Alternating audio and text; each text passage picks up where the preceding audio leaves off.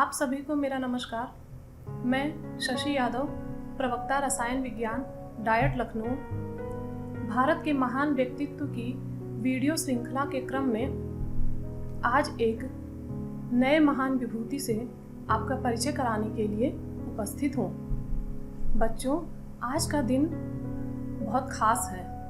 गुरु ब्रह्मा गुरु विष्णु गुरु देवो महेश्वर गुरु साक्षात परब्रह्मा तस्मै श्री गुरुवे नमः। मैं सभी गुरुजनों का हार्दिक अभिनंदन एवं वंदन करती हूँ और आप सभी को शिक्षक दिवस की बहुत बहुत शुभकामनाएं देती हूँ। इस वीडियो सीरीज की संकल्पना हमारे प्रेरणा स्रोत एवं मार्गदर्शक, उप शिक्षा निदेशक, डायट प्राचार्य डॉक्टर पवन सचान सर से हमें मिली है, जिनके कुशल नेतृत्व और सानिध्य से हम नए प्रयोगों की ओर अग्रसर हैं।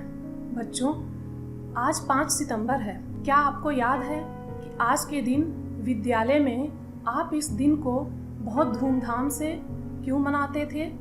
इस बार लॉकडाउन के समय जबकि आपके विद्यालय बंद हैं तो आप घरों में हैं।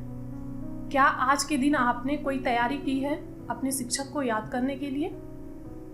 बच्चों, स्क्रीन पर आप जिस महान विभूति का चित्र देख रहे हैं, क्या आप उनका नाम याद कर पा रहे हैं? मुझे विश्वास है कि आप में से ज़्यादातर लोग डॉक्टर सर्वपल्ली राधाकृष्णन जी को पहचान गए होंगे। बच्चों, आज 5 सितंबर का दिन महान शिक्षक, दार्शनिक एवं हमारे गणतंत्र भारत के प्रथम उपराष्ट्रपति डॉक्टर सर्वपल्ली राधाकृष्णन की याद दिलाता है। इनका जन्म 5 सितंबर 1888 को तमिलनाडु के तिरुतानी गांव में हुआ था। इनके पूर्वज चेन्नई से काफ़ी दूरी पर एक तटवर्ती गांव सर्वपल्ली से आए थे, इसीलिए वे अपने गांव की याद में सर्वपल्ली टाइटल अपने नाम से पहले धारण करने लगे। बच्चों, इनकी माता का नाम श्रीमती सीतम्मा एवं पिता का नाम सर्वपल्ली वीरास्वामी था। बच्चों, इनकी आरंभिक शिक्षा गांव के एक स्कूल में हुई थी। इन्होंने बीए और एमए की परीक्षा मद्रास क्रिश्चियन कॉलेज से उत्तीर्ण किया था। ये बहुत कुशाग्र और मेधावी छात्र थे। इन्होंने अपनी पूरी पढ़ाई छात्रवृत्ति से पूरी की थी। और बच्चों, उस समय जब हमारा देश अंग्रेज़ों का गुलाम था, उस समय डॉक्टर सर्वपल्ली राधाकृष्णन ने पूरी पढ़ाई अंग्रेजी माध्यम में किया था।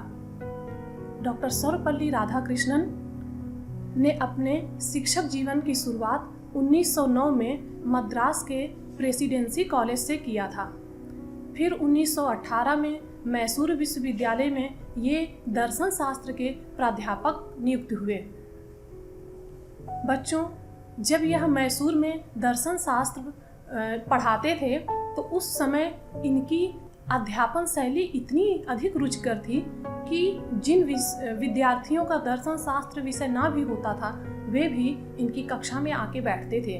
और 1921 में जब यह मैसूर विश्वविद्यालय से कलकत्ता विश्वविद्यालय जाने लगे, तब इनके सम्मान में इनके छात्रों ने इनका ऐसा भव्य स्वागत किया कि पूरा मैसूर देखता रह गया।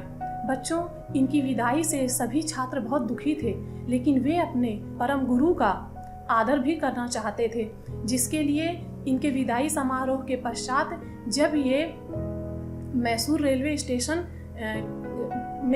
पर जाने के लिए बाहर निकले तो इन्होंने देखा कि जो बग्घी सजी है इनको ले जाने के लिए, उस बग्घी में कोई घोड़े नहीं बल्कि इनके छात्र स्वयं खड़े थे। और उस बग्घी में राधाकृष्णन को बैठा करके इनके छात्रों ने रेलवे स्टेशन तक इनका जुलूस निकाला। और उस समय एक 30 वर्षीय अध्यापक का इस तरह का सम्मान देख करके पूरा मैसूर भाव विभोर हो गया था। बच्चों, 1928 में ऑक्सफोर्ड विश्वविद्यालय के साथ भी इन्होंने अपना शिक्षण कार्य शुरू किया और विदेश में भी बहुत ख्याति प्राप्त की। ऑक्सफोर्ड विश्वविद्यालय इनके अध्यापन से इतना अधिक प्रभावित था कि उसने इनके नाम से राधा कृष्णन मेमोरियल अवार्ड की शुरुआत किया।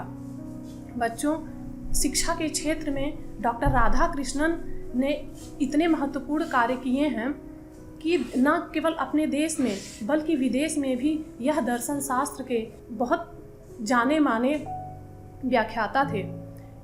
इन्होंने 1931 में आंध्र विश्वविद्यालय के कुलपति, 1939 में काशी हिंदू विश्वविद्यालय के कुलपति और 1954 में दिल्ली विश्वविद्यालय के कुलपति का कार्यभार भी देखा और अपने विभिन्न कार्यकालों में इन्होंने इन तीनों विश्वविद्यालयों की शैक्षिक गुणवत्ता को बढ़ाने का अतुलनीय कार्य किया, जिसकी वजह से आज ये तीनों विश्वविद्यालय आज भी भारत के श्रेष्ठ विश्वविद्यालयों में से एक हैं। बच्चों, काशी विश्वविद्यालय से जुड़ा हुआ एक किस्सा मैं आपको सुनाती हूँ कि काशी हिंदू विश्वविद्यालय के छात्रों ने भारत छोड़ो आंदोलन में बढ़ चढ़कर हिस्सा लिया था। परिणाम स्वरूप उत्तर प्रदेश के तत्कालीन गवर्नर सर मॉरिस हैलेट ने क्रुद्ध होकर के पूरे विश्वविद्यालय को युद्ध अस्पताल में बदलने की धमकी दे दी थी। डॉक्टर राधा कृष्णन तुरंत दिल्ली गए और वहाँ पर वायसराय लिनलिथगो से मिल करके उन्हें अपनी बातों से प्रभावित करके गवर्नर के निर्णय को स्थगित कराया। फिर गवर्नर ने क्रुद्ध होकर के विद्यालय की वित्तीय सहायता रोक दिया, परंतु राधा कृष्णन ने शांतिपूर्वक येन केन प्रकारेण धन की व्यवस्था की और विश्वविद्यालय के संचालन में धन की कमी नहीं होने दिया। डॉक्टर राधा कृष्णन ने अपने दिए हुए सभी दायित्वों का अत्यंत कुशलता से और एक मानक स्थापित करते हुए निर्वहन किया। इन्होंने एक शिक्षक के रूप में जो कुछ भी किया है वह सदैव स्वर्णाक्षरों में अंकित है। इन्होंने 40 से अधिक पुस्तकों की रचना किया है, जिसमें कुछ प्रमुख पुस्तकें हैं the ethics of Vedanta, the philosophy of Rabindranath Tagore, Indian philosophy, the reign of contemporary philosophy. ये सब इनकी बहुत चर्चित पुस्तकों में से एक है।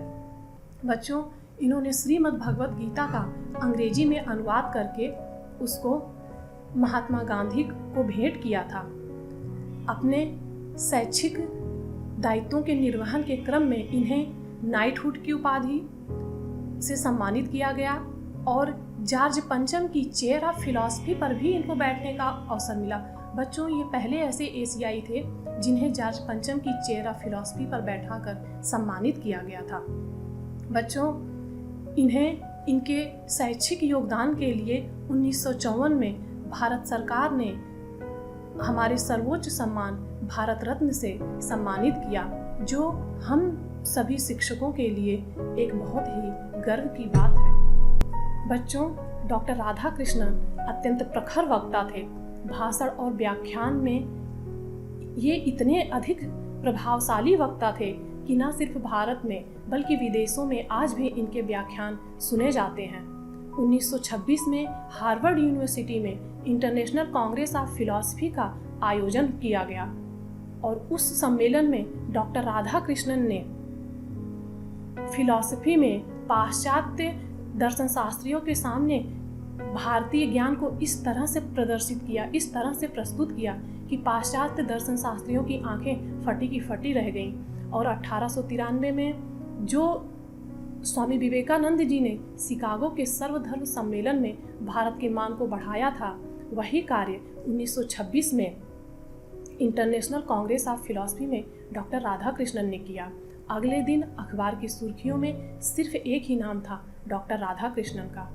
और इनकी किताब हिंदू व्यू ऑफ लाइफ भी विदेशों में उसने खूब धूम मचाया और अपने समय में विदेशों में प्रकाशित होने वाले प्रमुख अखबारों की वह सुर्खी बनी। बच्चों, डॉक्टर राधा कृष्णन ने हमारे देश की सेवा सिर्फ एक शिक्षक के रूप में ही नहीं किया, वरन यह भारत के सर्वोच्च पद राष्ट्रपति पर भी आसीन हुए। बच्चों, राजनीति में डॉक्टर राधा कृष्णन का पदार्पण भारत की स्वतंत्रता के बाद 1949 में हुआ। 1949 में इन्हें रूस का राजदूत नियुक्त किया गया और उस समय विदेश में एक शिक्षक का राजदूत नियुक्त होना बहुत बड़ी बात थी। और उस समय रूस का शासक स्टालिन था, जो कि तानाशाह था। अनेक विद्वानों की भ्रिकुटी तन गई कि इतने महत्वपूर्ण पद पर एक शिक्षक कैसे कार्य करेगा, लेकिन सबको चकित करते हुए डॉक्टर राधाकृष्णन ने अपने चयन को सही साबित किया।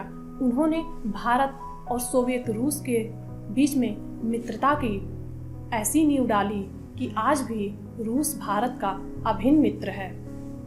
बच्चों, 1952 से 1962 तक 10 वर्षों तक भारत के प्रथम उपराष्ट्रपति बन करके डॉक्टर राधाकृष्णन ने इस पद की गरिमा में भी अतुलनीय वृद्धि किया।